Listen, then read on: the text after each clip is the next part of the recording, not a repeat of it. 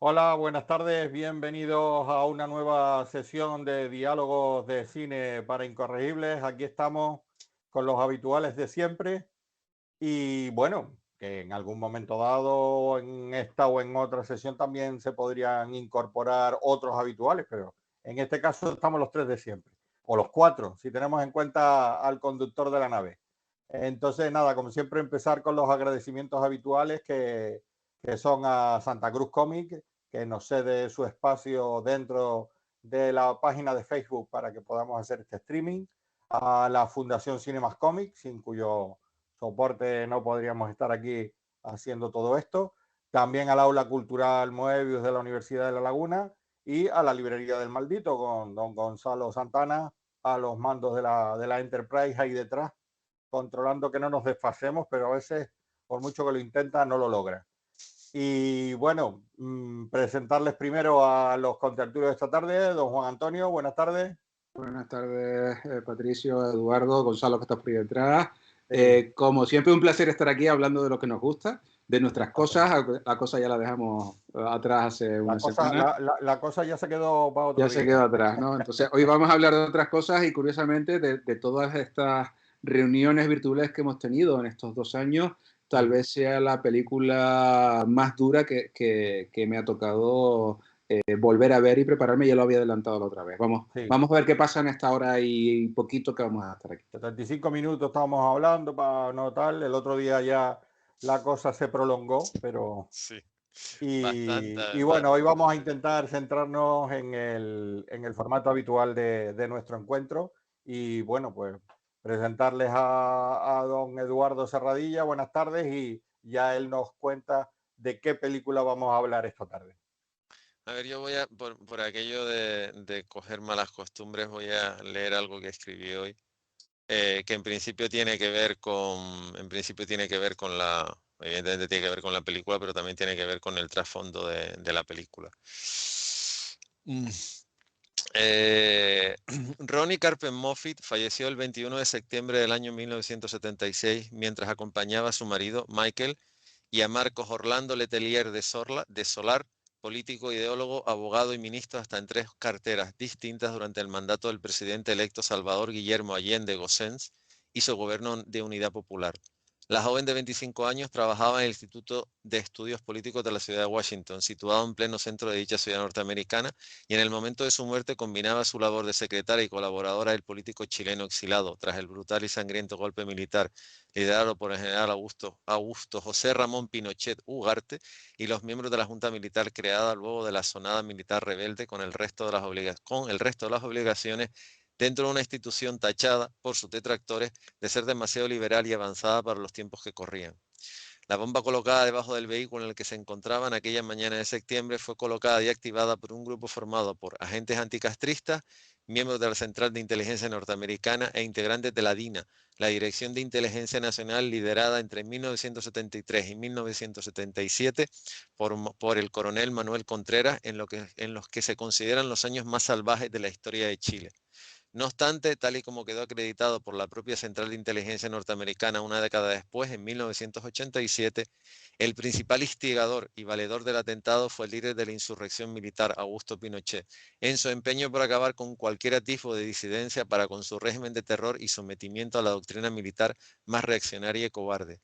Hoy en día, Ronnie Carpen Moffitt forma parte de la lista de ciudadanos norteamericanos asesinados por interponerse en los intereses económicos de su país y el afán de los Estados Unidos durante el siglo XX de apoyar a cualquier sátrapa. Definición del diccionario Real Academia: persona que gobierna despótica y arbitrariamente y que hace ostentación de su poder, vestido de uniforme militar, con tal de salir beneficiados por dichas circunstancias. Y en esa lista también se encuentran los nombres de Frank Terrucci Jr. y Charles Edmund Hoffman Lazar, sobre quien se articula el libro The Execution of Charles Hoffman, An American Sacrifice, 1978, y su posterior adaptación cinematográfica, Missing, dirigida por Costa Gabras e interpretada por Jack Lemmon, Sissy Spacek y John Shea. A ver, he recurrido a la figura de Ronnie Moffat porque directa o indirectamente ella es otra víctima más de la dictadura militar, del golpe militar y de la consecuente dictadura militar de Augusto Pinochet y la Junta militar, porque no nos engañemos, él era el general en jefe de una rama, o sea, después estaba el aire, después estaba la marina, o sea, eran 4 en realidad, lo que pasaba un poco en Argentina. Y además deja muy a las claras no solo el nivel de megalomanía de las dictaduras del Cono Sur durante esta época.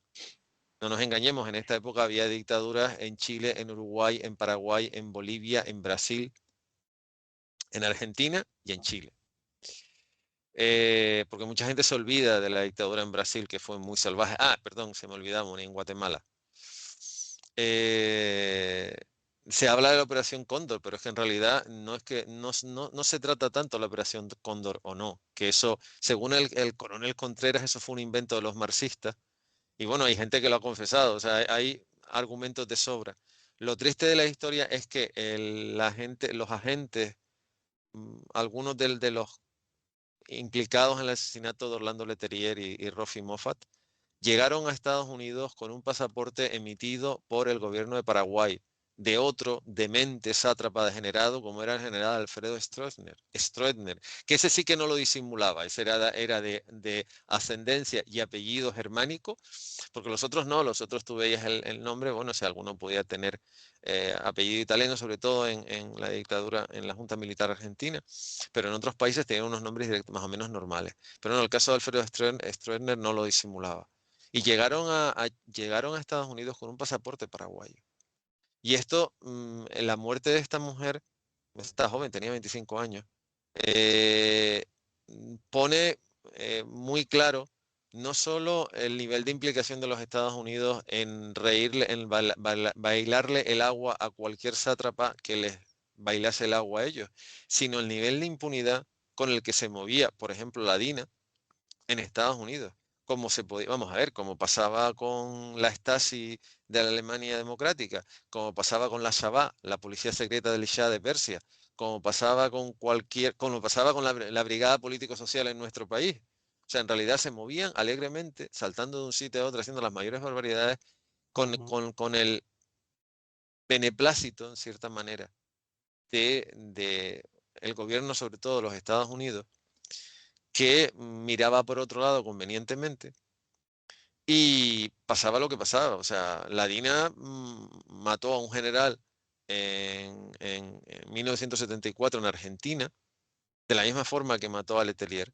Lo que pasa es que el caso de Letelier iba más allá de, o sea, el tema es que por mucho que Augusto Pinochet fuera profesor en la Academia Superior del Ejército chileno, a ver, poner en la misma balanza a Orlando Letelier y a Augusto Pinochet me parece un insulto a la inteligencia de Orlando Letelier. Letelier era infinitamente más capaz, más preparado y más inteligente que Augusto Pinochet. Y realmente Letelier solamente vivió dos años. A él lo detuvieron el mismo día del golpe militar, el 11 de septiembre de 1973, en su despacho. Era ministro de Defensa. Estuvo 3 meses de torturas y de 3, 4, entre 3 y 6 meses dando tumbos entre un sitio y otro hasta que lo metieron en una colonia penal en medio de ninguna parte, y al final la presión internacional y sobre todo el embajador venezolano consiguieron que se fuera a Estados Unidos. Y en los 2 años que vivió en Estados Unidos, lo único que hizo fue sacarle todas las miserias a un régimen que las tenía muchas y muy variadas. Y para Pinochet, Letelier era uno de los objetivos principales. Lo tuvo que dejar escapar, pero no iba a dejar que viviera. Entonces, la muerte del Yo lo que te iba a protagonista... preguntar era por qué quieres destacar esta noticia en relación a la película a Desaparecido, a Missing, de la que vamos a hablar. Porque en realidad la muerte de Ronnie, de esta mujer, es esa, o sea, ocurre por la misma forma, de la misma manera que ocurre la muerte del protagonista de Missing. Porque en realidad los Estados Unidos, mira, hay una frase, mira, empiezo por el principio porque es curioso. Yo me he Suele preparado, ser lo mejor, ¿eh? sí, no, pero a ver, en este caso es como, a ver, Missing parte del supuesto que tú sabes que va a terminar mal. O sea, sabes cómo ha terminado. Además, una Sí. película que... Como las películas que vemos de la Guerra Civil Española, que sabes quién va a ganar. Sabes quién va a ganar. Por mucho que te guste o estés a favor de un bando o de Entonces, otro. yo he utilizado de fuente de documentación este libro, que está muy bien. Además, sobre todo por el sentido del humor, el que lo escribe, la bibliografía que recopila o los argumentos que recopila están muy bien porque sirven para ir destrozando a aquellas personas que critican a Costa Gabras y sobre todo una película como Missing. Pero el libro que más utilizado es este, que es un libro publicado en el año 2003 en la Semana de Cine del Festival de Valladolid. O sea, está escrito en un perfecto castellano, pero está en la Filmoteca finlandesa. O sea, esta es de las muchas cosas que tú dices. Yo cuando lo vi me quedé como diciendo, anda, ¿y qué hace esto aquí? Bueno, pues este libro lo he utilizado. Y entonces, hoy, perdonen, pero voy a ser más académico que ninguna vez, fundamentalmente porque el No te tema... preocupes, que para eso estamos Juan Antonio y yo aquí, para el Para tema... rebajar el nivel. equilibrar un Bueno, poquito. El tema lo requiere. Mira, entre las muchas frases de la película, que además están prácticamente, o sea, yo la película la he visto en castellano, volví a ver esta mañana en inglés, prácticamente lo que dicen en inglés está, la traducción es muy buena. Hay dos párrafos que son muy significativos. Es una conversación entre el embajador norteamericano en Chile, que antes había estado en Guatemala. Curiosamente, cuando hubo media docena de matanzas y los escuadrones de la muerte empezaron a florecer y los grupos de extrema derecha empezaron a florecer en Guatemala, que yo sinceramente en esta época y en estas circunstancias no creo en casualidades. Bueno, pues el embajador de Chile, el padre de Charles Hosman, le pregunta al embajador, ¿cuál es su papel aquí, además de refrendar un régimen que asesina a millares de seres humanos? El embajador, compensémonos unos a otros, señor. Esta misión está comprometida en proteger los intereses norteamericanos, nuestros intereses, Mr. Hoffman. Ed Hoffman le dice, no son los míos. Y el embajador le responde, dice, hay unas 3.000 empresas de Estados Unidos que hacen negocios por aquí y esos son intereses norteamericanos. En otras palabras, sus intereses. Estoy implicado en la preservación de un modo de vida. ¿Ya está?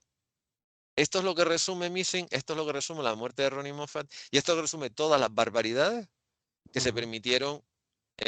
Bueno, y hay un país que siempre se olvida porque en realidad la familia Somoza cogió el poder a principios del siglo XX. El que se lo cargó fue el idiota de Anastasio Tacho Somoza, porque aparte de ser un inepto, cometió un error y lo cometió delante de una cámara con una administración republicana en la época de Ronald Reagan, que fue permitir, entre comillas, que un soldado nicaragüense le desarrajara un tiro en la cabeza a un periodista norteamericano. Estadounidense. Una semana después, Estados Unidos le retiró el apoyo y una semana después, Anastasio Tacho Somoza tuvo que salir corriendo de Nicaragua porque los sandinistas pasaron por encima de su maravilloso sistema. Pero siempre se habla de la Operación Cóndor y nunca se habla de Nicaragua, ¿no? Es que de Nicaragua le daba igual. Nicaragua Anastasio Tacho Somoza era la tercera generación que estaba mandando en Nicaragua, entonces ya le daba igual. Recuerda que la principal empresa que explotaba las minas de cobre que había en Chile era estadounidense. Y era una de las empresas que por su forma de actuar, por sus condiciones de trabajo para los chilenos que trabajaban allí, y por la forma en cómo evidentemente gestionaba sus beneficios de forma que quedara lo menos posible en el país del que se beneficiaba. O sea, no es que no fuera lo menos, es que era una de las empresas, claro, era una de las empresas que Salvador Allende había planteado nacionalizar. Ese fue el punto de inflexión. Exactamente. Entonces, claro, a lo mejor en Guatemala no había, pero el tema de la explotación del cobre en aquella época era fundamental. Estamos hablando del tema económico, que por supuesto, vamos, es una de las piezas importantes, y la otra, lógicamente, es la influencia que ya podía tener la Unión Soviética en la Guerra Fría en pleno auge, en un país sudamericano, ¿no? Ya se les había escapado a Estados Unidos, Cuba, y no quería que se le escapara a otro, y un gobierno no dejar que se escapara de izquierdas como el de Allende, como el de Allende, que además ya estaba solicitando ayuda a Unión Soviética. De hecho, está la leyenda urbana que incluso decían que Allende pertenecía a la KGB y cosas así. Insisto, era leyenda urbana, pero tú puedes mirarlo por ahí y era una de las acusaciones, era una de las acusaciones que tenían, ¿no? Entonces, por un lado tienes el tema económico y por otro tienes el tema ideológico, político, de dónde centrar, tal. Lógicamente, los lobbies de presión son los de siempre y hay cosas que evidentemente no han cambiado, ¿no? Y el tema ideológico ahí también tiene mucha carga en el sentido de que, bueno, lo que siempre los estadounidenses o los servicios estadounidenses de inteligencia y todo esto, entre comillas, lo de inteligencia, siempre hablaban del cono sur como el patio trasero de Estados Unidos. De Estados Unidos. Tenían claro que a México por cercanía lo tenían, yo creo que siempre, o lo han tenido bastante más controlado o más cercano, pero lo que era toda la esfera de Sudamérica, y bueno, y en la película se ve varias veces de cómo toda una serie de sistemas democráticos o que permitían una serie de libertades a sus pueblos y había una especie de primavera progresista en toda esa zona, empiezan a caer uno detrás de otro en efecto dominó, claro. Exactamente, con todo este tema, y cae Argentina, y cae Chile, y cae Uruguay, y cae Brasil, y toda una serie de países en los cuales de repente empiezan a instalarse dictaduras de derecha brutales y que de alguna manera hacen bueno el dicho aquel que no sé si salió en alguna película de tal, o sea, vale, este señor es un hijo de puta, pero es mi hijo de puta. O mi. No, esa frase se la atribuía a Kissinger o a Nixon, uno de los dos, ¿no era? No, señores, están ustedes 20 Nos vamos años, están 20 años atrasados. Esa frase es del secretario de Estado norteamericano cuando le preguntaron qué pensaba de Batista, el presidente de Cuba, y dijo textualmente: sabemos que es un corrupto, pero es nuestro corrupto. Bueno, pues... A ver, Batista cuando se fue de Cuba, se fue con una fortuna de $300 millones cuando llegó a Estados Unidos. Sí. Y ese dinero era dinero que le había dado a Estados Unidos. Además que no tuvo ningún problema en de tal coger todo, bueno, y lo mismo que hicieron el Shah de Persia, o todos estos sátrapas que estaban impuestos por las multinacionales o por el poder económico, y también aprovechando el tema ideológico, nos cargamos a este y ponemos a uno que sea de nuestra cuerda, aunque sea o sea, se dedique, o sea, no a proteger a su pueblo, sino a cargarse aparte de su pueblo. Que de esa manera o de esa forma eso viene bien a nuestros intereses porque protege nuestras inversiones. Ya está. Y así, y en Sudamérica fue eso. Es que si te pones a mirar en esos años cómo fueron cayendo uno detrás de otro todos esos gobiernos que dentro de lo que cabe eran gobiernos elegidos por su pueblo. O sea, y aquí sin embargo ellos llegaron y con la excusa, fue un poco la misma que pasó aquí, de oye, este gobierno funciona fatal, hay que salvar a la patria, y vamos, y de camino nos quitamos de en medio a todos los que están disconformes, o a todos los díscolos, disidentes, llamémoslo como queramos, ¿no? De todas maneras... No, perdón, simplemente es que siempre me llamó la atención. La película evidentemente está rodada, se estrenó en el 82, estará rodada en el 81, es decir, unos 8 años después del golpe de Estado y los sucesos que está contando. Yo creo que es más que evidente. Jack Lemmon, el personaje de Jack Lemmon, no es la representación del americano medio que no se entera de nada y que su país es Dios y todo lo que hace su país está muy bien porque está bien hecho, hasta que de repente abre los ojos y se encuentra con... Claro, ya no es un problema general, es decir, ya no es un problema de Río Grande para abajo, me interesa poco. Ya me ha tocado en mi casa porque es mi hijo el que estaba... Correcto. A mí eso es lo que me parece lo más grande de esta película, ¿no? O sea, que te llevan al ciudadano... O sea, está contando tu problema general, simplificándolo en una única persona. No, es que es la mejor forma de mostrártelo, ¿no? O sea, este señor que está estupendamente interpretado por Jack Lemmon en un papel dramático que no eran los papeles que solía uno estar acostumbrado a ver por eso lo cogieron, además. realizar, y lo ves que llega allí y él, oye, que no, que aquí todo la legalidad y seguro que mi país no tiene nada que ver con Confía en el todo esto. gobierno, confía en su Exactamente. Va a embajador, la confía en la embajada para que le policía. ayuden a buscar a su hijo y todos son largas, todos son problemas, todos son historias y hasta que el nota pues se da cuenta de la realidad y bueno, que a mí hay una frase o un momento que me encanta de la película, que cuando él le dice, él incluso va buscando pistas sobre lo que le ha pasado al hijo en otras embajadas donde se han ido refugiando chilenos y hay embajadas que están hasta arriba, la gente por los suelos, y la embajada les ha dado asilo, ¿no? Porque sabe que como los pille por la calle cualquiera del régimen los van a asesinar. Y sin embargo, el propio Jack Lemmon, ¿no? El personaje de Jack Lemmon, cuando le dice al embajador, bueno, Italiano.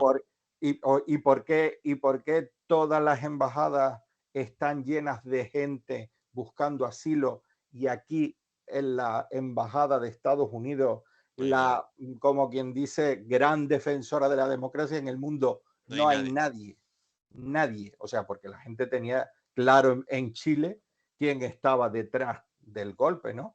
Y no iban a pedir asilo a la embajada estadounidense porque lo más probable es que fueran los propios de la embajada los que Que los los pusieran entregaran llamaran a los de turno y lo pusieran en la Sí, sí, calle. sí. A mí esa frase en ese momento es como cuando él ve la luz y dice, ¿sabes? O sea, y eso, ¿no? Y luego hay como una pequeña escenificación, ¿no? Del momento en el cual deciden cargarse al hijo, ¿no? Y eso, ¿no? Y es un tío de la CIA el que llama, busca consenso y les da su beneplácito La bendición, sí, sí, sí. Por a nosotros los servicios puedes hacerlo secretos desaparecer. Sí. chilenos para que se lo cepillen y se lo saquen de en medio. A ver, puntualizaciones, que hay unas cuantas. Venga, Primero, el personaje de Jack Lemmon, o sea, el auténtico Ed Hoffman era una persona mucho más preparada que el personaje que interpreta Jack ¿qué Lemmon. interpreta? O sea, estaba más versado.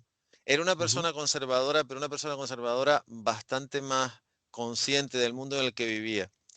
El bajarle el nivel, porque no, el guión es basado en la novela, que por cierto recomiendo encarecidamente. Yo el libro lo he leído, el libro de Thomas Hauser, en el que está basado la película, lo recomiendo. El libro es más duro de leer que ver la película, eso yo lo aviso de Claro, antemano.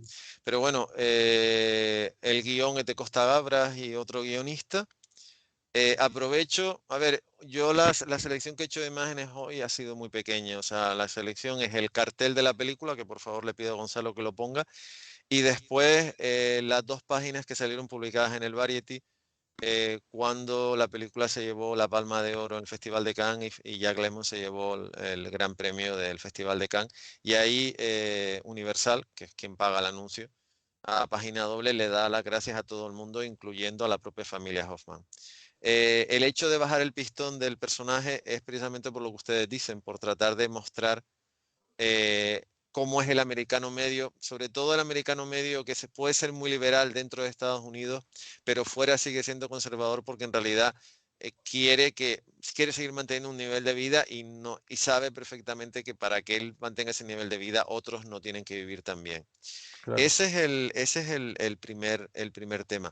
El hecho de la elección de Jack Lemmon, que al principio Universal dijo que no, porque esta película primero iba a ser Warner, de Warner pasó a Polygram y al final la adoptó Universal, y Universal, siendo una compañía, engañemos, Universal Pictures es una de las cinco productoras más antiguas del mundo.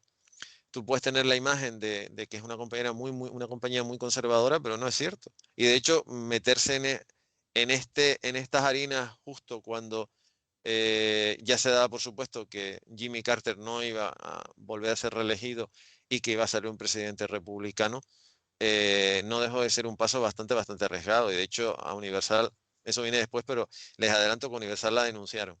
Precisamente, implicados reales denunciaron no solo a Costa Gabra, sino denunciaron a Universal por haber dado carta de naturaleza a lo que ellos consideraban que estaba mal. Eso por un lado. En la segunda parte es precisamente lo que ustedes han comentado, que este libro comenta muy bien. Imagino que los que tengan algo de idea saben que Costa Gabra siempre ha hecho un cine muy sociopolítico comprometido. Está la película de Z, está la famosa Z, está la película de Estado de Sitio, después está, por supuesto, posterior a estas, está El Sendero a la Traición o La Caja de Música. La Caja de Música, sí. Pues una película aterradora. Sí, también. Pero bueno, en este caso leo lo que dice porque está muy bien. Dice, Missing se revela como un film mucho más ponderado que los anteriores.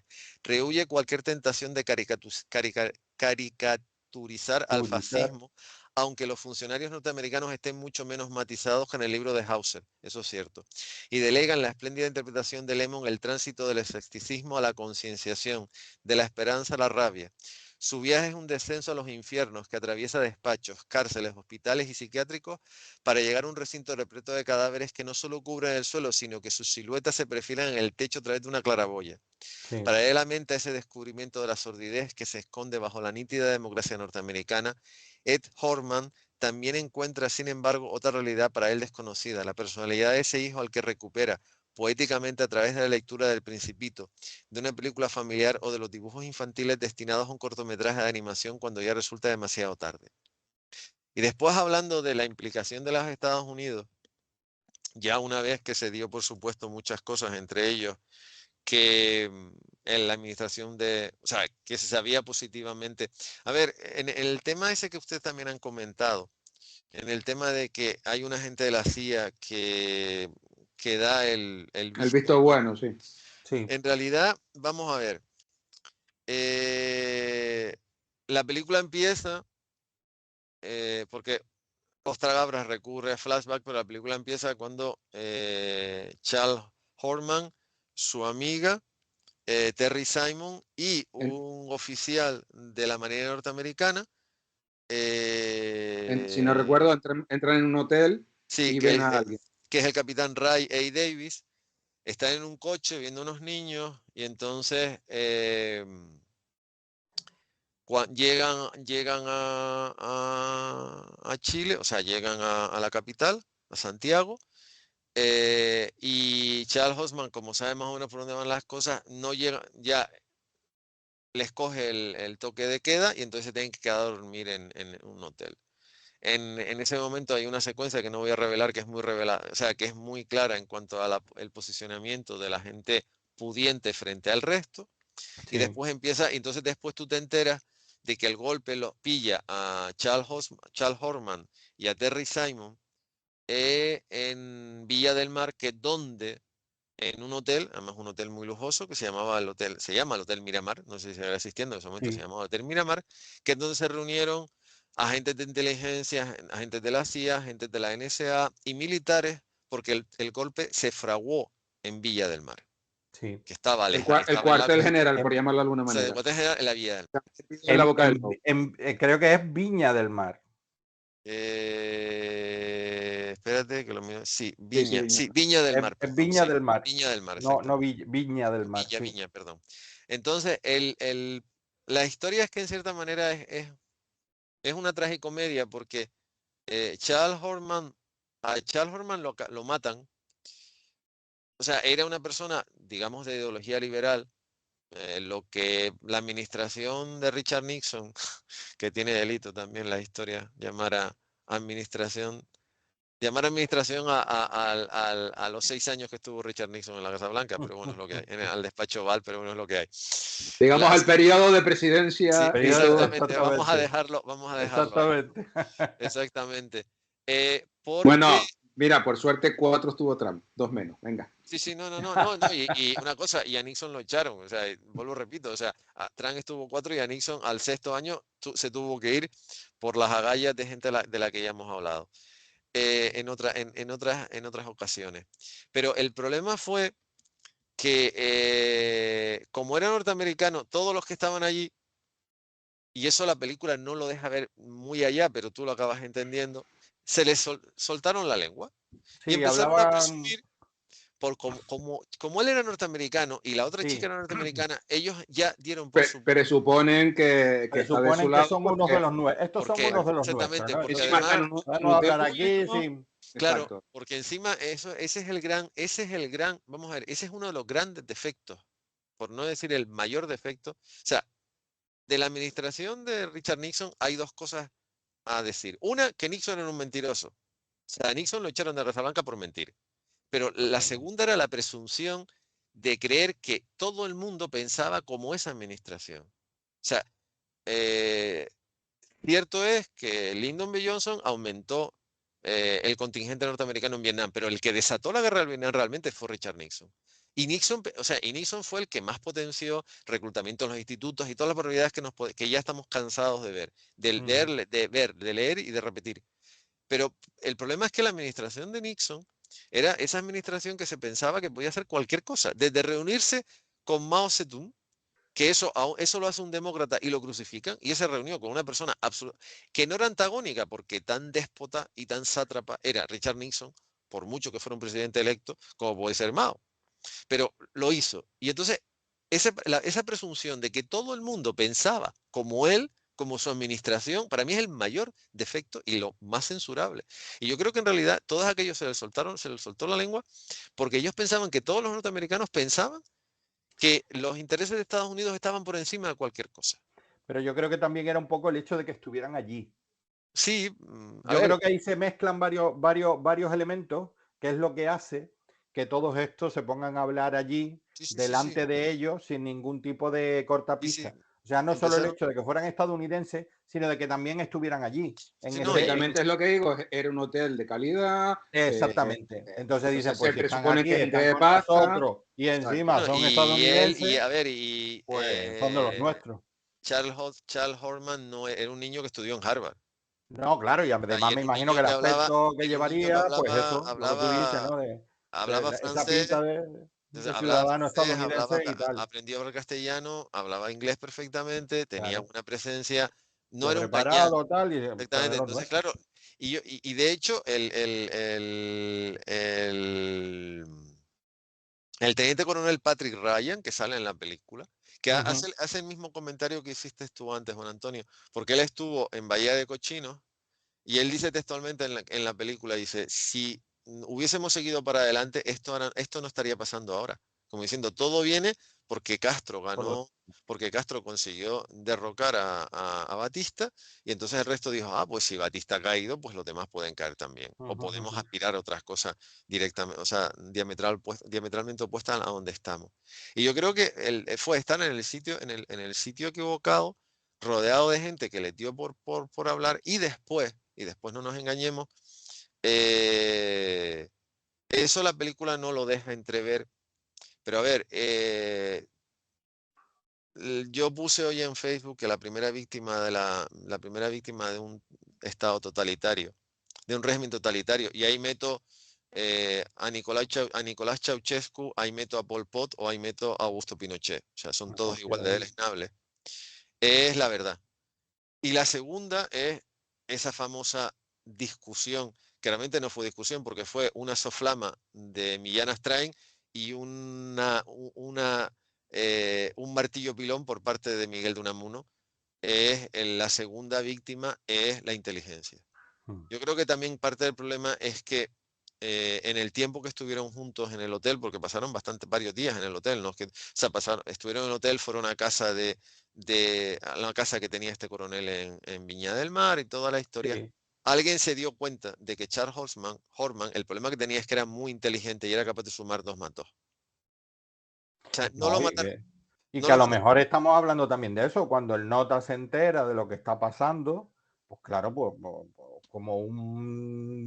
como cualquier persona con, yo que sé, con un mínimo de sensibilidad social, pues se llevaría las manos a la cabeza y no sería el primero, o sea, independientemente de que fuera más progresista o menos progresista, o de que fuera más joven o menos joven, diría, hombre, es que esto no hay derecho que mi país lo esté haciendo a estos países, ¿no? Y él se supone que junto con su esposa, ¿no? Joyce, que la interpreta Sissy Spacek, que se desplazan a Chile para ayudar a las clases más desfavorecidas, con clases como, ¿sabes? Entonces era una gente que yo creo que tenía un cierto compromiso social, y entonces, claro, es que yo creo que cualquiera con ese mínimo de sensibilidad enterándose de todo lo que se estaba hablando allí en aquel hotel de Viña del Mar, dice, chacho, pero ¿qué me estás hablando? Y entonces, claro, eso yo creo que también fue lo que de alguna manera les eso fue lo que... convirtió en, porque Sissy Spacek o sea, la mujer de este hombre y tal, se escapa de ser también detenida y ejecutada, se escapa de chiripa. O sea, por una casualidad de esta que suceden en la vida, y esa noche no llega a su casa y tal y cual, y la pobre mujer se quedó ahí aterrada, durmiendo en un portal, y no llega a su casa, y por eso se escapó. Sí. Se escapó por eso. Si no, ella también hubiera sido otra desaparecida como su marido, porque se los hubieran llevado los dos, y claro, los notas no les interesaba que unos estadounidenses y encima que fueran hippies o progresistillos, pues fueran por ahí con ese conocimiento de lo que de verdad había estado pasando, ¿no? Y en lo que tú comentaste, en cuanto lo comentan, cómo fue un poco el auto de... a ver, sí. En la mañana del 17 de septiembre de 1973, Charles Hoffman fue detenido por unos soldados que lo introdujeron en un camión militar. Un testigo siguió el vehículo hasta el Estadio Nacional. Desde allí fue trasladado al Ministerio de Defensa, donde el general Augusto Luz, director de Servicio de Inteligencia Militar, el coronel Hugo Barrias y un norteamericano no identificado acordaron que entre la CIA y las autoridades locales eliminarían a Horman porque sabía demasiado. Según testimonio de Rafael González, un exagente de la DINA adscrito al Estado Mayor de Defensa, posteriormente arrepentido de su colaboración con el régimen de Pinochet y asilado durante 3 años en la Embajada de Italia. De regreso al Estado Nacional, según constaba en el certificado de función, Horman falleció a las 9:45 del 18 de septiembre de 1973 por heridas múltiples de balas. El cadáver apareció en las calles de Santiago, fue trasladado al Instituto Médico Forense, pero no fue identificado hasta el 18 de octubre, un día después de que Edmund Horman supiera positivamente por fuentes no oficiales, en este caso por un funcionario de la Fundación Ford en Chile, sí, que su hijo había sido ejecutado por militares. Solo en marzo de 1974, 5 meses más tarde, el padre de la víctima recibió la autorización de la Junta Militar para repatriar el cadáver de su hijo y enterrar sus restos en Nueva York. sí, sí. Esto es tan simple. Y después, hablando precisamente de lo que se acabó descubriendo eh, mm, aproximadamente ya con Ed Horman muerto en 1999. Dice, en 1999 se produce la desclasificación de más de 1 millar de documentos norteamericanos sobre Chile, entre ellos un memorando del Departamento de Estado fechado el 25 de agosto del 76, en el que quedaba claro que la inteligencia norteamericana puede haber desempeñado un desafortunado papel en la muerte de Horman. En el mejor de los casos se limitó a suministrar o a confirmar información que ayudó a motivar su asesinato por el gobierno de Chile. En el peor, la inteligencia norteamericana estaba al tanto de que el gobierno de Chile vio a Horman en una situación comprometida y los oficiales norteamericanos no hicieron nada para frenar la evolución lógica de la paranoia del gobierno de Augusto Pinochet. Correcto. Sí, sí, Esto es así. O sea, el tema es que la película, yo creo que la gran virtud que tiene, que tiene la película es obligarte de la mano de un actor que siempre se había distinguido por hacer papeles cómicos o de ver una persona más ya. Jack Lemmon estaba mayor. Lo que pasa es que él siempre se conservó muy bien, fue un actor que envejeció, o sea, se le puso el pelo blanco, pero no engordó, no. Seguía siendo el mismo Jack Lemmon, pero representaba muy bien al americano medio. Esta persona, eso, seria, trabajadora, comprometida con su país, ¿Te lo imaginas religiosa. bebiendo en una zona residencial, con su casa de Sí, 2 pisos, con su jardín, tranquilote, con el coche? ¿Sabes? Es que esa es la Exactamente, representación, ¿no? claro. sí. Y Por eso es además lo que decía yo al principio. una persona Que religiosa. que le ha dado estudios a su hijo. Sí. Exacto.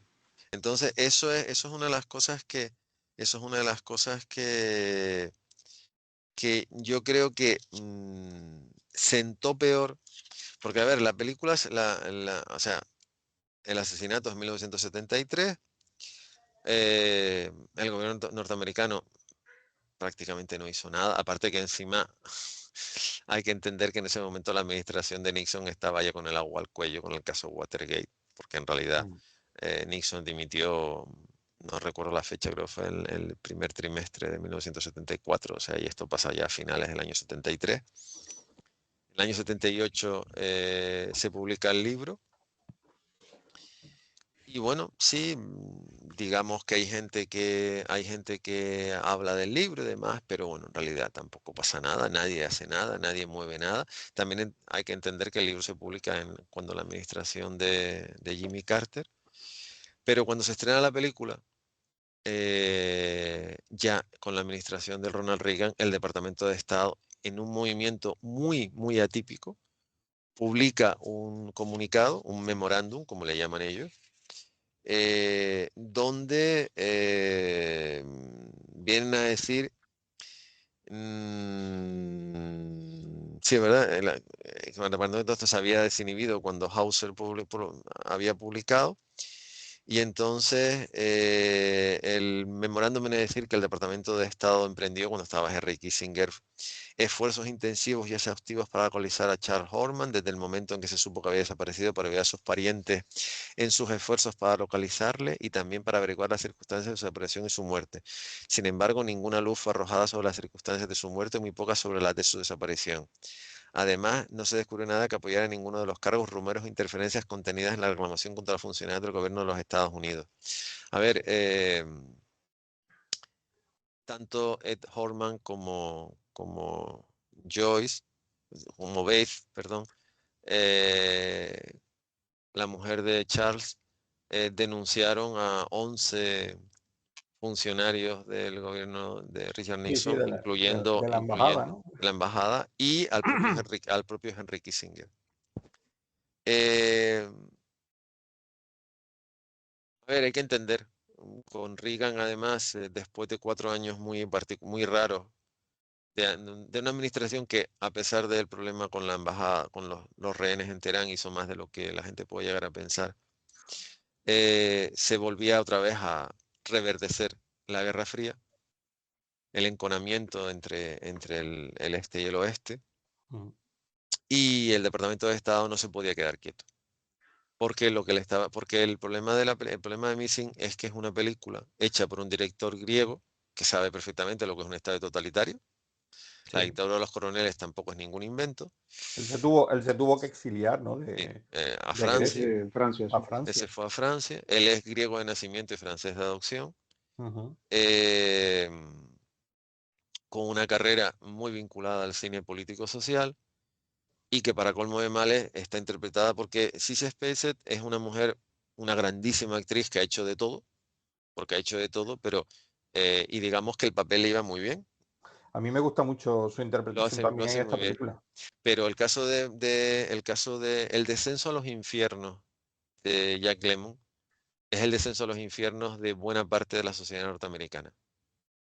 Y eso, a la administración Reagan no se podía estar quieta. Mm. A mí me parece, entre otras muchas cosas, un movimiento absurdo, porque ya a estas alturas, vamos a ver, la DINA desapareció, después se creó la central de el Cuerpo Nacional de Inteligencia chileno, que es exactamente lo mismo, pero la DINA desapareció porque en el año 77 ya no estaba Gerald Ford, estaba Jimmy Carter, y a Jimmy Carter a la administración de Jimmy Carter, y a Jimmy Carter en particular, la muerte de Letelier no le sentó nada bien.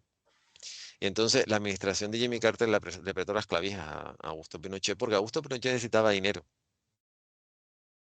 Porque un problema de los regímenes totalitarios es, si tú coges a todos los sociópatas, les das un uniforme y los sueltas a la calle, al final no solo van a matar a los disidentes, van a arrasar con todo. Sí, sí. Y el problema es que la administración, y el tema es que también yo creo que el gobierno de Augusto Pinochet, bueno, la Junta Militar se dio cuenta de lo que dijeron ustedes antes, de que las empresas norteamericanas expoliaban y dejaban muy poco en Chile, o sea, les hacía falta dinero. Y Letelier estaba en contra de que les diesen un duro. En este caso, sí, un Un céntimo dólar. de nada, un dólar, un céntimo de nada. Entonces, la administración norteamericana le apretó las clavijas a la Junta Militar y la DINA desapareció. Se creó una cosa similar, daba igual, pero la DINA como tal desapareció. Entonces,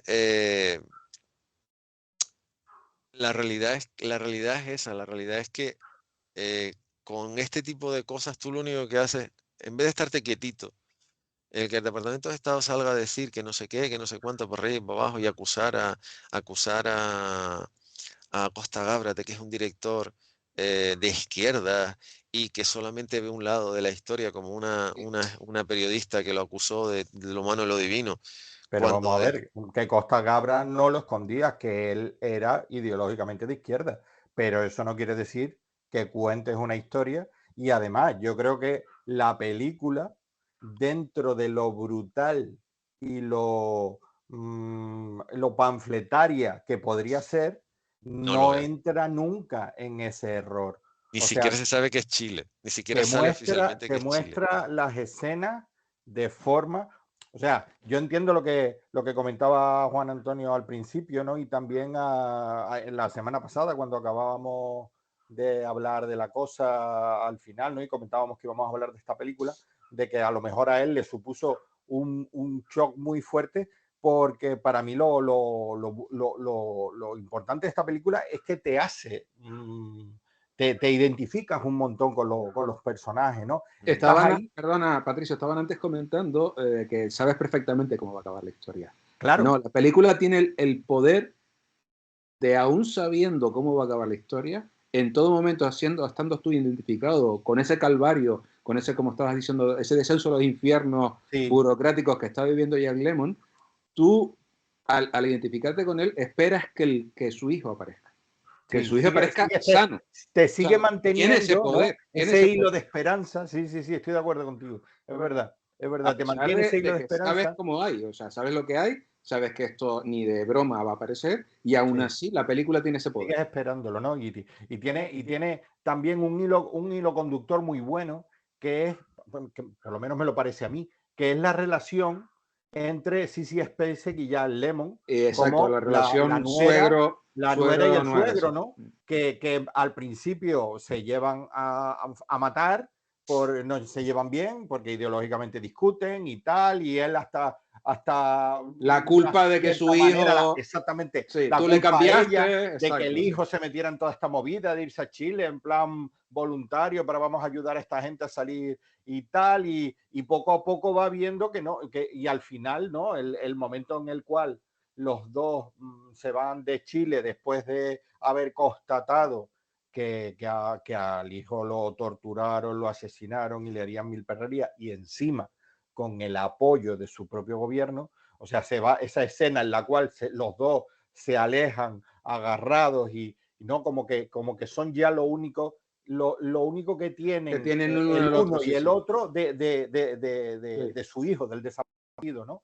O sea, a mí todo ese hilo de cómo poco a poco va empezando con el tema de esa relación tensa entre ellos, que poco a poco, en la medida en la que van descubriendo todos esos horrores, todas esas situaciones, lo que tú comentabas, ¿no? La visita al depósito de cadáveres que no tienen sitio donde meterlos, se los dicen los propios que están allí, o la visita al estadio. Eso recuerdo que me quedó, vamos, súper brutal, con toda esa gente metida allí, encarcelada, ¿no? Y que de repente ven a alguien corriendo y él por un momento tiene la sensación de que puede ser su hijo, y sin embargo es un chileno que está por allí y dice, que yo también estoy aquí, a mí no me viene a ver mi familia.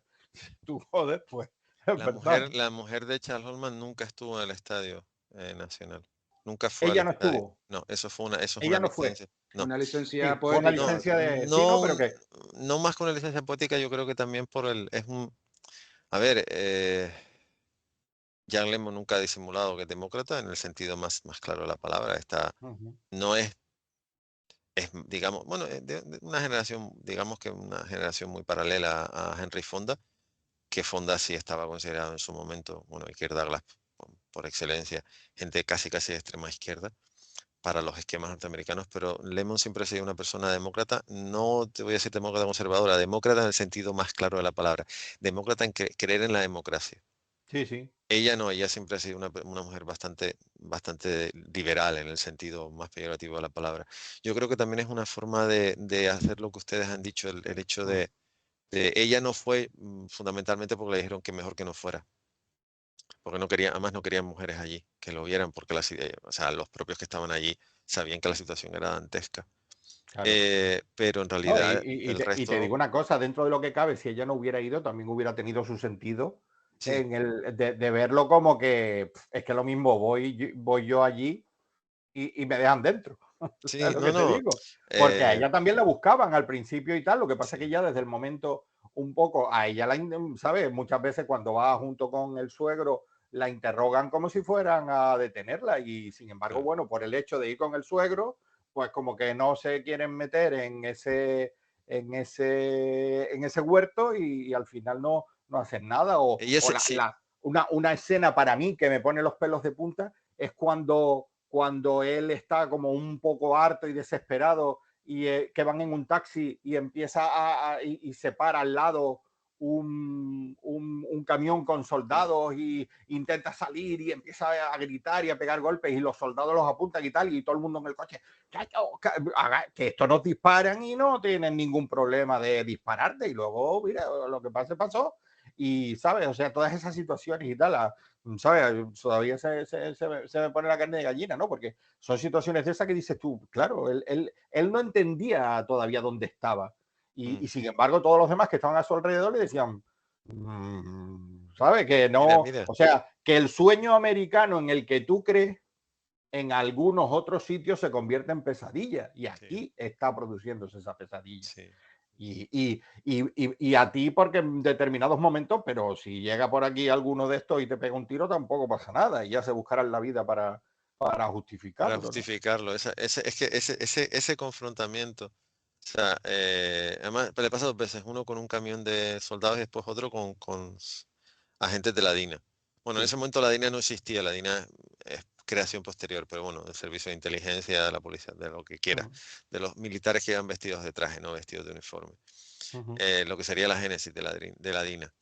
Es esa desesperación, eso, tratar de encontrar el sueño americano en un escenario donde era pesadilla por lo que había era pesadilla, pero es que antes ya en el gobierno de Unidad Popular había mucho disidente, o sea, porque se trataba de eso fue un experimento. Lo dejaron estar porque como era un médico idealista y muy naif, dijeron, bueno, este no va a llegar más allá de Sí, querer sí, eso no. darle caramelitos a los niños. Sí. Y evidentemente el tema es que Allende se supo rodear, pues, por ejemplo, de gente como Orlando Letelier, que era un tipo tremendamente inteligente, entonces trataron de ir un poquito más allá. Pero en realidad es eso, yo creo que la indefensión, yo creo que lo más terrible de Misen es la indefensión de los personajes. O sea, y después lo que tú dices, entras en la embajada de Estados Unidos, la película, no sé si lo sabrán, la película se iba a rodar en Barcelona. Ah, Costa Gabras habló con Felipe González cuando todavía fue, porque lo conocía de Francia. Claro, uh Felipe González estuvo viviendo en Francia y ahí fue cuando Costa Gabras lo conoció. Creo que además se conocieron en el estreno, no sé si fue de Z o Estado de Sitio. Y entonces Felipe González le dijo que hablara con Narcís Serra y hablaron para rodar en Barcelona. Lo que pasa es que rodaron una semana antes del golpe del fallido golpe de Estado del general Del Antonio, 23F, no me jodas. exactamente, del teniente coronel Antonio Tejero. Casi rodar un documental. Exactamente. Qué Y bueno. entonces la película se tuvo que ir a México. Claro. Por eso está rodada en México, podía haber Ya, estado ya, ya, rodada. ya. Porque Estado de Sitio está rodada en Chile cuando Salvador Allende estaba de presidente. Sí, Porque sí. Estado de Sitio se desarrolló en Uruguay, que en ese momento Uruguay tenía una dictadura. O sea que fueron saltando de sitio en sitio. Uh Pero en realidad yo creo que te digo, lo peor de la película es eso, ver la indefensión en que todos los personajes que están, y después ver eso, ver la gran embajada norteamericana, donde todo está impoluto, que tiene unos jardines enormes. Además es que yo conozco varias embajadas de los Estados Unidos, son todas mastodónticas, porque son todas mastodónticas y hay -huh. 14 personas donde normalmente hay una persona en una embajada normal. Por lo menos aquí en Finlandia, aquí hay una agregada cultural y en la embajada de los Estados Unidos hay 5. Entre secretario, No, sí, subsecretario, claro. no sé qué, no sé qué. Es todo así. O sea, Ya cuando sabes vas, que por la literatura tanta de espías y las pelis de espías, todos los agregados culturales de las embajadas americanas son Sí. miembros de la CIA, ¿eh? No me lo hacía, sí, sí, ya lo sé. O sea, Pero vamos, que Es cierto, sí, señor. en es las así. películas todos... ¿Dónde los Todos, meten? sí. Tú ponte Por de eso, agregado, es verdad. por eso tienen 5 y así Siempre pueden son escoger. agregados culturales. Claro, por Culturales. eso. Pues Por eso hay tantos, claro. en la historia es esta, que tú ves la embajada y después, mira, este hombre, o sea, la que la que se enfadó con ella fue una periodista, se llamaba Flora Lewis, que escribió un artículo incendiario contra Costa Gabras. Y entre otras muchas cosas, eh, ella argumentaba que el problema de la película es que dejaba muy mal al embajador real, Nathaniel Davis, porque ella lo conocía y decía que era una buena persona, que es la réplica que dije antes. Cuando Costa Gabras le dice, vale, sí, muy bien, pero es que antes de llegar a Chile él estuvo en Guatemala, y en Guatemala las cosas se torcieron estando el de embajador. En realidad es eso, en realidad es el ver cómo dentro de la embajada se ve una realidad y fuera de la embajada se ve otra. Sí, sí, totalmente de Porque acuerdo. Es esa era que, la realidad de no, es Estados justo, Unidos. justo eso estabas comentando, que la película está hablando también de la indefensión, pero también ese tema que yo comenté al principio, de la ignorancia del pueblo americano. O sea, Sí, y ahora estoy recordando, de lo que pasa fuera de Estados claro, Unidos. no, incluso Sí, dentro, porque estoy pensando que en los años 70 en Estados Unidos se hace mucho cine político, tenemos todo el cine de Sidney Pollack, casi Frankenheimer y cosas así. En los 80 ya empieza a olvidarse, que me llama la atención que sea un director greco-francés el que hace sí. este tipo de películas, siendo el guión de él, con lo cual entiendo que Y era estando basado en una novela exacto, ¿no? escrita por un Pero, estadounidense. pero insisto, el tema de la ignorancia del pueblo americano, porque recuperando la figura de Kissinger, que a mí me parece aún más retorcida que la de Nixon, No, no, como no. un personaje que controla todo esto va y termina ganando el premio Nobel de la Paz. Sí. Entonces te quedas como diciendo, es ignorancia mundial, no solamente del pueblo americano, No, es ignorancia mundial Juan o Antonio, interés mundial, es lo porque que te iba a es decir. verdad que el Nobel se lo Kissinger, dan por los acuerdos de la paz de Vietnam, ¿no? O sea, por no, el... y después Sí, sí. también por eso y también por interceder en los acuerdos de Camp David entre israelíes y Entre palestinos. israelíes y palestinos. A ver, Correcto. Kissinger es una persona, yo de Kissinger me he leído 2 libros, aparte de un libro en el que habla de él, Richard Nixon, y una serie de artículos cuando las elecciones norteamericanas en las que Hillary Clinton se postulaba frente a Donald Trump. En ese momento, tanto un candidato demócrata como republicano iba a hablar con Richard Nixon, perdón, con Henry Kissinger. Kissinger es una persona de la que, a ver, hay un documental en una cadena que, tal y como están las cosas, va a implosionar porque la fusión entre Warner y HBO, ¿no? Discovery, HBO Max. HBO va a ser puff, porque yo entiendo muchas cosas, pero sinceramente deberían leerse un manual de relaciones públicas, porque en ese aspecto lo están haciendo rematadamente mal. Hay un documental sobre Ben Bradley, el todopoderoso editor en jefe del Washington Post, en el que sale Richard Nixon, sale Henry Kissinger. Ujú. Y a ver, Kissinger se quedó sin presidente por culpa de Ben Bradley. O sea, es muy curioso. Sí, a ver, en realidad, Pero es que fíjate tú, yo creo que Henry Kissinger en Estados Unidos, dentro de lo que es Estados Unidos, tiene una imagen sí. que no se corresponde para nada con la que tiene fuera de Estados No, Unidos. en Estados Unidos tiene muchos detractores, ¿no? Tú piensas una cosa, No, Patricia, no, no, sí, detractores tiene, tiene, eso es evidente. no detractores, tiene mucha gente que lo ven detrás de la escalada bélica en Vietnam, que lo ven detrás de todos los golpes militares que hubo, porque lo que dijo antes Juan Antonio, fueron cayendo en efecto dominó durante mucho tiempo, Claro, porque además pero Kissinger estuvo tiempo lo de antes. la teoría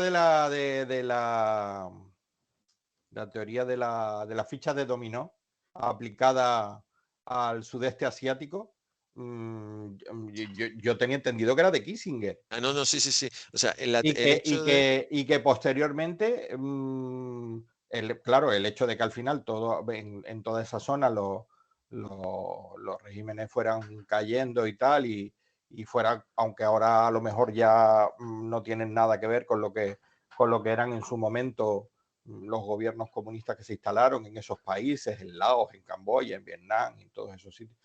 En Estados Unidos después ha habido mucha gente como que ha elevado o ¿cómo se dice? Ha felicitado o que si la política tenido más exterior, apoyo, claro.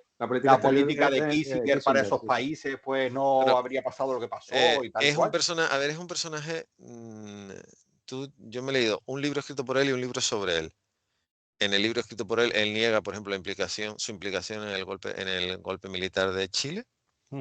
Le acaba echando la culpa a Richard Nixon, es curioso. Es lo máximo lo que llega Henry Kissinger, echarle culpas a... Y tiene razón. O sea, él era el secretario de Estado claro, a de ver, Asuntos Exteriores. O sea, el ¿qué asunto me sí, está pero contando? no, un momento.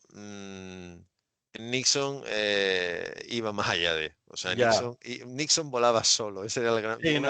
es una de las Por pocas... encima de todo, Exactamente, era como el águila calva, ¿no? exactamente, es una de las pocas afirmaciones en las que yo estoy totalmente de acuerdo con Henry Kissinger, es que cuando dice que el problema de Richard Nixon es que tomaba decisiones sin consultar con nadie. O él se reunía, escuchaba, después hacía lo que le daba la gana. Y eso evidentemente es un quebradero de cabeza para una persona tan organizada, tan Claro. estricta y organizada como era Henry Kissinger. Pero a ver, Kissinger responde a unas necesidades. Kissinger es esa persona puesta por un partido, por una mentalidad, por un segmento de población para velar por lo que hablábamos antes, por un sistema de vida que sin él se hubiese ido a la porra. Lo que pasa es que Kissinger supo evolucionar. A ver, yo no soporto la figura del general Augusto Pinochet, pero admiro su capacidad camaleónica de en 1973, bueno, entendamos, en el 73, en el 74, Augusto Pinochet tuvo un serio problema con Juan Augusto Perón porque la DINA mató a un general chileno en Buenos En Aires Argentina. y a Perón no le sentó precisamente nada bien. Pero Pinochet fue capaz de transmutarse cuando Argentina invadió las Malvinas y Pinochet le dio soporte al régimen británico. Bien es cierto que estaba la primera ministra que estaba, Sí, sí, pero sí, sí. él trató de ir buscándose. eh, Mutó, perdona Eduardo, hasta en abuelito simpático cuando al final esa- decía, no sé por qué me retienen aquí, que yo soy un pobre hombre de exactamente, negocio y tal, o exactamente. sea, Entonces él Total. y fue capaz conociendo la de... historia se te ponen los pelos de punta, Sí, dice tú, chiquito. porque tus nietos No, serán lo pero que quieras, pero tú, hijo mío, abuelito, poquito. no, pero No, en no, realidad me de da que todos los tenía unos cuantos dictadores, esqueletos debajo de la cama el sí, abuelito, escondidos pero todavía. fíjense que de esa época, fíjense que de esa época, en Brasil acabaron como terminaron, Stroessner acabó como terminó, la Junta Argentina acabó como terminó, en Bolivia terminaron como terminaban, en Uruguay terminaron como terminaban, pero Pinochet siempre fue capaz de Y, mantenerse ahí. y en Paraguay también, no te olvides. En Paraguay, te digo, en Paraguay también Stroessner terminó como terminó, pero no, Pinochet supo mantenerse. A Pinochet le llegaron las horas bajas cuando Después, salió. no, pero ya fue después de salir del poder. Sí, no, pero a él Ah, empezó. vale, o sea, ¿por qué abandona el poder? Vale, vale, vale. Antes o sea, a Pinochet las cosas le empiezan a venir no de frente, no de cara, sino del revés, cuando Ronald Reagan abandona la Casa Blanca y llega Bill Clinton. Por muchos defectos que cometiera William Jefferson Clinton, una de las cosas que hizo Clinton fue tratar de limpiar la política exterior norteamericana. No apuntarse a guerras absurdas, no bombardear a nadie, más allá de lo si era necesario. De hecho, siempre se lo echaron mucho en cara. Y sobre todo, tratar de hacer limpia en los países del Cono Sur. Clinton es el único presidente contemporáneo que osó, y digo osar porque eso ya poco menos que es de sacrílego, osó reclamarle a los bancos suizos que de una vez por todas dijeran si tenían o no tenían oro De los nazis. de los nazis. Y si lo tenían, oro, a ver, oro, obras de arte, lo que fueran. Sí, sí. Y además no Riqueza, fue riqueza nazi, riqueza robada riqueza, por los nazis. exactamente, Robada o no robada. y no fue un memorándum, estuvo dándoles la lata durante varios años. Y Sí. al gobierno, o sea, Augusto Pinochet se quita de en medio porque las presiones ya de Estados Unidos son muy grandes Y porque además el tema es que la administración de Bill Clinton era una generación muy joven. Era una generación criada de la forma que se crió. No había prácticamente fósiles, no es como la administración de George W. Bush, que él era el más jovencito y todos los demás le sacaban 25 años y eran de la vieja guardia. No, Bill Clinton vieja guardia metió muy poquita, o sea, no le pasó como a John Fitzgerald Kennedy, que tuvo que tragar, entre comillas, con Lyndon B. Johnson, no solo porque era el líder de la mayoría demócrata en el Senado, sino porque era un señor que le caía bien a los demócratas conservadores del sur. No. Al Gore y Bill Clinton son de la misma quinta, de la misma, prácticamente, no sé si uno más alto, no sé si uno tiene un año más, 2 años más. Era toda gente muy joven. Y eso evidentemente era gente que es gente que se crió, es gente que se crió viendo en el cine lo que tú dijiste antes, el cine de Sidney Pollack, el cine de Frankenheimer, cine Sí. europeo, que se habían visto las películas de Costa Gabras, que se habían visto Missing. Y de hecho, la administración de Bill Clinton peleó y bastante por tratar de esclarecer de una vez por todas qué había pasado con Charles Hosman en Chile. Y de hecho, eh, el director de la oficina del Cono Sur, un señor que se llamaba Andrew Sens, fechada el 5 de abril del 91, en la que se adjuntaba el informe de la Comisión Nacional de la Verdad y Reconciliación en Chile. En ese documento especificaba que Charles Horman fue ejecutado por agentes del Estado al margen de cualquier proceso legal, lo cual constituye una violación de sus derechos humanos. O sea, Bill Clinton presionó mucho, mucho, mucho al gobierno. Y de hecho, no nos engañemos, o sea, en las primeras elecciones Claro, después del golpe son de 1990. pero si te das cuenta, estamos un poco en la tesis que se le desmonta al personaje de Jack Lemmon en la propia película. O sea, porque sabemos lo que ha pasado con este hombre porque es estadounidense. Pero ¿a cuántos chilenos ejecutaron sin proceso legal e infringiendo sus derechos humanos? Todo lo que te puedes imaginar. Pero no ¿Entiendes? solo Entonces ellos, estamos en sino eso. Y yo creo que eso también a mí es lo que me parece importante de la película, ¿no? Que siempre ves un poco que los estadounidenses, incluso se ven las propias películas, van por todo el mundo con el pasaporte estadounidense como teniendo una especie de patente de Salvoconducto. corso, Sí, sí, un salvoconducto, una patente de corso, y oiga, que yo soy, como ellos dicen, ¿no? Que yo soy ciudadano americano, ¿eh? Como que petito conmigo, ¿no? Y entonces, y claro, eso también se le desmonta a Jack Lemmon cuando ve que el hecho de ser ciudadano estadounidense no. no te exime de estar expuesto a lo mismo que los del propio país Que cualquier y chileno. que encima él intentaban, o sea, él al final, pues mira, él sí consigue saber lo que le pasó a su hijo y consigue incluso recuperar el cadáver para Lo que llevárselo a queda, Estados sí. Unidos e enterrarlo en Estados Unidos, que puede ser o no, porque ya Sí, todos pero es sabemos lo que... una sensación de descanso, ¿no? Es decir, ya por lo Claro, menos o tengo el sea, te lo cuerpo, llevas y lo recuperó ya tengo la verdad, ya lo tengo y ahora estoy exactamente, dando reposo, ¿no? pero claro, ¿Cuántos desaparecidos sin nombre, anónimos, tal, son exactamente, solamente es lo que estadísticas? estamos, ¿no? Que eso a él le hace perder esa sensación de repente, ¿no? Se siente vulnerable como americano, ¿no? Soy ciudadano americano, pero eres igual de vulnerable que el resto, ¿no? Entonces, y él, poco a poco, durante toda la película, lo vemos cómo va perdiendo esa inocencia o va perdiendo esa virginidad de pensar que por el hecho de ser ciudadano americano, a él o a su hijo van a respetar sus derechos humanos, van a tal, su propio gobierno lo va a proteger y va a hacer todo lo posible porque no le pase nada y tal y cual, y todo eso pues se va y Costa Gabras ahí lo va haciendo, eso a mí me parece que lo hace de una manera espectacular y lo va desmoronando a lo largo de la película y lo ves cómo llegó él a Chile a buscar a su hijo ahí sacando pecho y cómo se va entre lágrimas y derrumbado y con el único apoyo de su nuera, ¿no? Eso yo creo que esa es la conclusión de la película. Eso es lo que realmente pone. También entendámonos, o sea, por mucho que la administración de Ronald Reagan no tiene nada que ver con la administración de Richard Nixon. O sea, es otra digamos que ya cuando Ronald Reagan llega, la Guerra Fría está ya muy constipada. O sea, ya Sí. realmente el frío le ha llegado hasta los huesos y ya a esa Guerra Fría le queda un nada en comparación. Pero no, en la época de Richard Nixon no, la situación era la que era.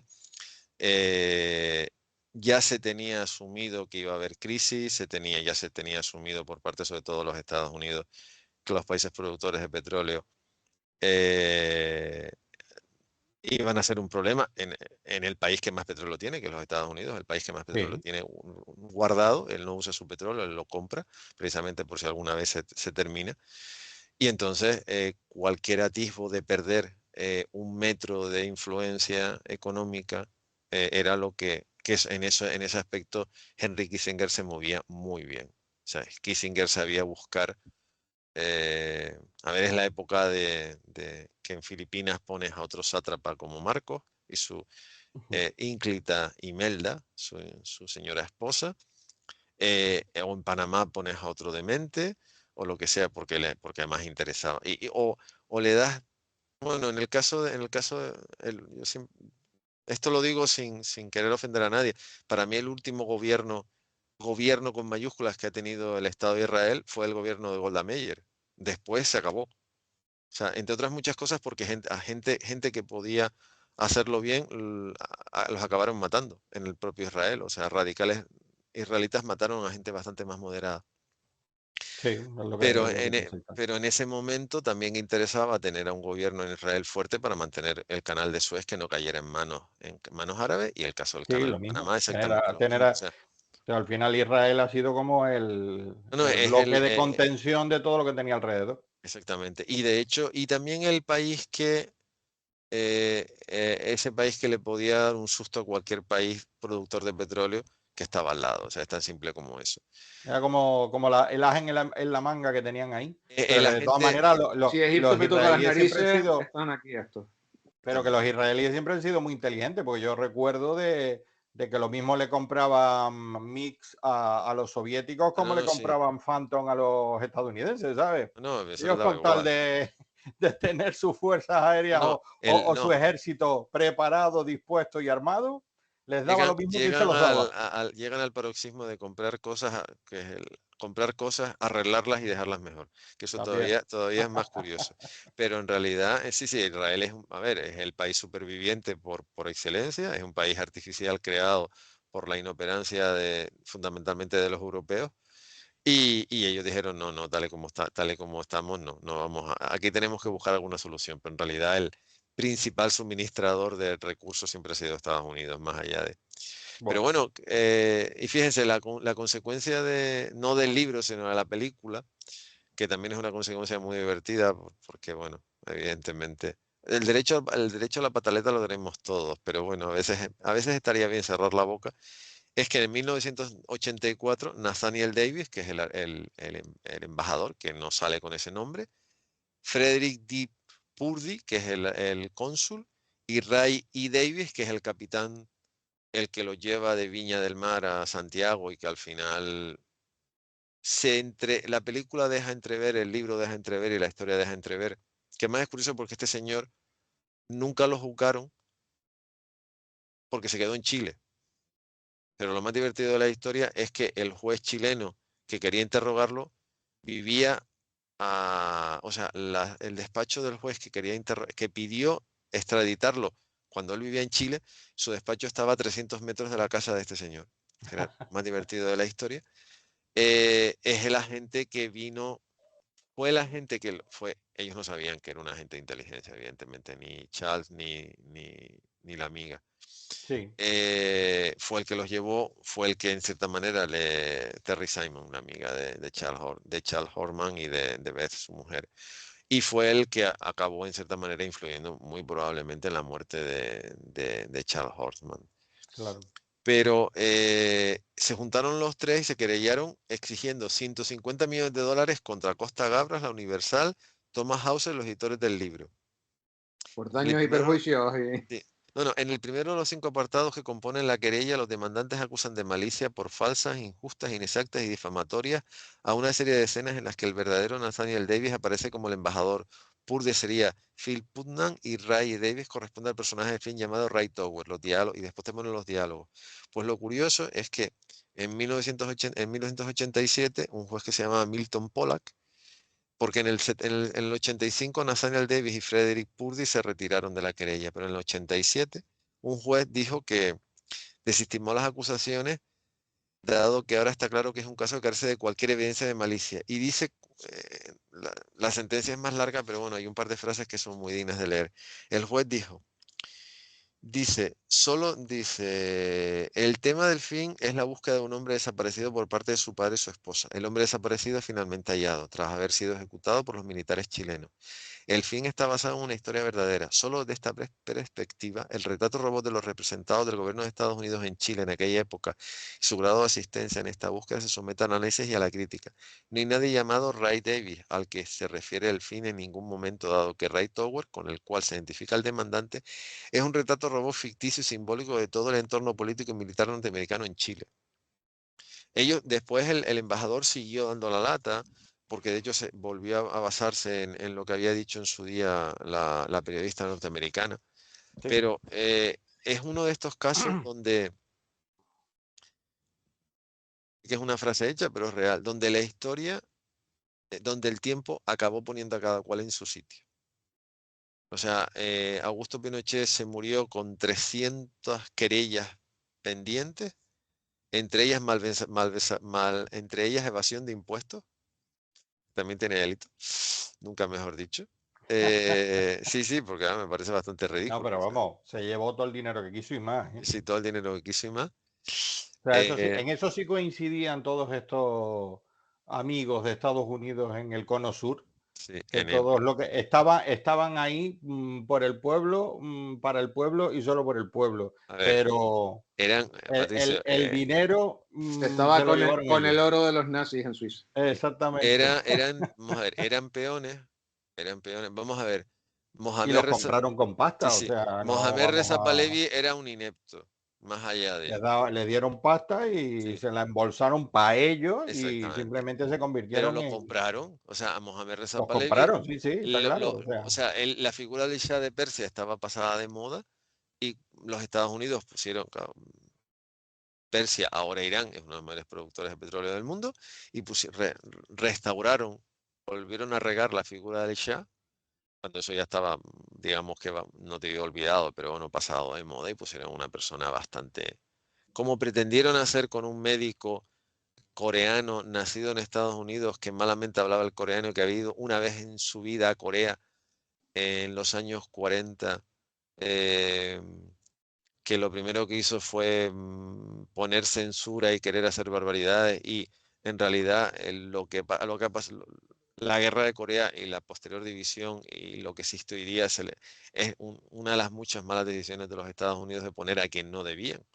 En Corea le salió mal, porque en Corea le salió mal, en otros países le salió bien, pero al final todos estos individuos eran, aparte de eso, unos sátrapas, unos megalómanos, unos dementes y unos asesinos, eran unos títeres, porque en realidad Sí, sí. hacían lo que los otros venían a decirles. O sea, Sí,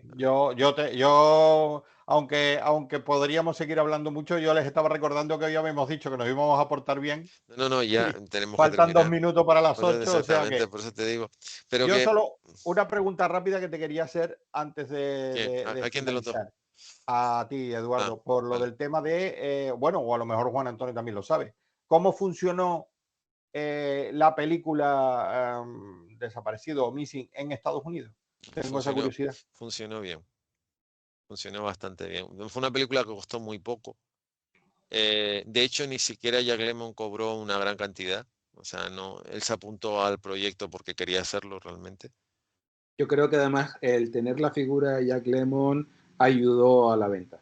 Sí, Ayudó a que el no, americano fuera a verla. Claro. muchísimo. Que llegas a Eh, tener a otro actor y Sí, que seguramente el no hubiera espectador, el cinéfilo americano, el hecho de que estuviera Jack Lemmon en la cabecera del sí, cartel, sí, ¿no? Como que le daba seguridad de que nada de era un seguridad. producto tal y exacto. De todas maneras, la película se amortizó en Francia. O sea, no solo Solo en porque Francia. o sea, no solo porque le dieran 2 palmas de oro a falta de una, sino porque además Costa Gabras es francés, digamos que es francés de Sí. adopción, y No, no. porque es una de las, posiblemente una de las mejores, es una de las películas donde Costa Gabras sabe mantener esa distancia entre su forma de Ideología, claro, sí, sí. exactamente su ideología y la realidad. Ok. O sea, porque vamos a ver, Evidentemente toma partido, o sea, es una película en la sí, que se toma partido, pero no es Mm. maniquea. no, Claro, no, no, no, no, Ni se eso es regodea, lo ni que yo se te decía antes, regodea. que no la convierte en un panfleto, que sería lo no, no, no, fácil, no, no, no. ¿no? Y de hecho hay personajes, por ejemplo, el teniente coronel que conoce en el hotel, que se lo lleva después a la casa a una barbacoa, te cae bien, es un militar, como otro, un militar normal y corriente, o sea, con su carrera militar, con un montón de medallas y demás, que lleva en esto 30 años, pero no es ese militar chusquero, no, es una persona educada, dialogante. Mm. En realidad también la película te da la sensación de que, por ejemplo, en el tiempo que estuvieron en el hotel, así como había gente muy civilina, había otra gente que sabía, estaba ahí por el tema del golpe, que eran tipos normales, Claro. todos con un claro sentimiento Pues eso es lo anticomunista o anti lo que terrible, sea. eso es lo terrible. O sea, que no es que sean unos malvados jorobados los que están ahí No, no, no, no, no, montando todo no, este no. tipo de cosas. No, no, o sea, son gente normal como tú, como yo, como Juan Antonio, que en un momento dado se meten en una movida de estas y montan lo que montan De y lo que no. hacen lo que hacen. Y bueno, pues en su mente, en su ideología, creen que esto es lícito y para adelante. Sí, eso también, yo creo que eso también es Eso es lo terrible, o hay un sea, eso es lo que me momento, parece a mí también más y con terrible. eso termino, hay un momento en la película en la que Ed Horman está hablando, le está contando, además le dice claramente que él da igual, que él está dispuesto a firmar un papel exonerando ninguna responsabilidad, que él lo que quiere es llevar, saber qué ha pasado con su hijo, que el embajador está mirando por la ventana y entonces le dice, no me dice nada, y realmente el embajador lo está pasando mal. El embajador en ese momento se está poniendo en el papel De padre, de padre. sí. Claro. Entonces, Aún digamos que conociendo la verdad. lo que pasa es que, claro, tampoco el margen de maniobra, él tiene que responder a unos intereses y los intereses son Claro. los que marcaba. Hombre, y yo creo que él llega un momento en que se da cuenta como lo están toreando Ah, no, no, porque sí, no sí, quieren que sepa la verdad de lo que ha pasado está con su claro. hijo y al final él, empeñado, consigue conocerla. Pero él, en principio lo que intentan es empaquetarlo rápido de vuelta para Estados Unidos y que no se entere De hecho, de es que lo que no ha quieren pasado que, de de verdad. hecho, es que no quieren que esté allí. O sea, Claro, el hecho de que el hecho de que Ed Horman llegue a Chile es un error de la burocracia norteamericana. O sea, alguien tenía que haberle dado una explicación convincente que él nunca tuvo que llegar a Chile. y que no fuera, ok, Pero el problema es que cuando él va a Chile, se entera lo que hay, cuando vuelve a Estados Unidos, aparte de la demanda, él, en la película está hecha con el apoyo de la familia. O sea, claro, hombre, el Dan a escritor, conocer toda la noticia como pueden, ¿no? Toda claro, esa historia la tienen que dar a conocer. claro, O sea, entonces no se van a quedar callados. el escritor del libro estuvo 2 meses hablando con la familia. claro, Y entonces, como además por eso lo puntualicé, como el verdadero Ed Horman era una persona mucho más leída y escribida, que da la sensación Jack Lemmon en la película, pues entonces ujú, todavía puso claro, añadió más cosas, entonces todavía el libro es más terrible, porque es que claro, claro, vivió, o sea, él vivió lo que vivió y vio lo que se estaba cometiendo, entonces en realidad eh, eh, todo esto además es un error eso de un sistema y de una administración que pensaba que como somos nosotros, tú llegas, yo te doy una explicación de 5 minutos, me dices, ay, qué bien, muchas y ya gracias, está, y adiós, muy buena. Y claro, se correcto, encontraron con alguien que no. ujú, Y entonces es un cúmulo es una sucesión de catastróficas desdichas claro, que acaban llevando a que un director que sabe lo que se trae entre manos, precisamente yo creo que es bueno que la película esté hecha por un director europeo, con la experiencia que tiene, por el hecho de ser griego, de un país que sufrió también una dictadura, una junta militar, la dictadura de los coroneles, porque él es capaz de verlo desde otra perspectiva y además en claro, esta película, yo no sé si por afinidad, no sé si por, a ver, por circunstancias o porque el caso en sí lo merecía, es lo que decía antes Juan Antonio, saben, y lo has dicho tú también, Patricio, no es una película panfletaria ni maniquea, es casi es un documental. En realidad, tú hay momentos en los que tú lo que estás viendo es un documental. ujú, Y lo hace tan bien, tan bien, tan bien, tan bien, tan bien, que lo que tú dices, al final te das cuenta de que en esta historia tú puedes ser muy fanático, pero muchos ni siquiera eran fanáticos, eran gente que cumplían con su obligación a Sí. defender una No, y administración, una historia, sin sacar la banderita, o sea, sin sacar la banderita con las ujú, estrellas, con la barra de las no, estrellas, no, no. sí. Yo tengo que hacer un trabajo y Y yo luego considero, también te ponen muy bien, ¿no? El hecho de que también hay un montón de gente, ¿no? Que, por ejemplo, que podría ser la imagen esa de los soldados que iban en el camión, que no saben dónde están, a los que les dan unas órdenes, les dicen, venga, para acá, para allá, hagan esto, hagan lo otro, hagan lo demás allá. Y es gente normal, a la que, pues como estará pasando ahora en muchos sitios, en la guerra con Ucrania, de que hay un montón de soldados rusos que sí que a lo mejor son malos de narices, pero hay un montón que los han cogido y les han dicho, hola, vete para allá a la guerra. sí, sí. Y Y te Patricio, encuentras en una situación de esa y dentro, y yo creo que eso lo mismo pasaba con mucha gente dentro de la propia embajada, y sabes, son esas personas anónimas que no saben dónde se meten, pero están, o sea, y no hacen nada por una cosa, pero tampoco hacen nada por la otra, con lo cual al final terminan sí, de alguna manera siendo partícipes de todo lo que está sucediendo, exactamente, incluidos chilenos y norteamericano. bueno, y un montón de gente.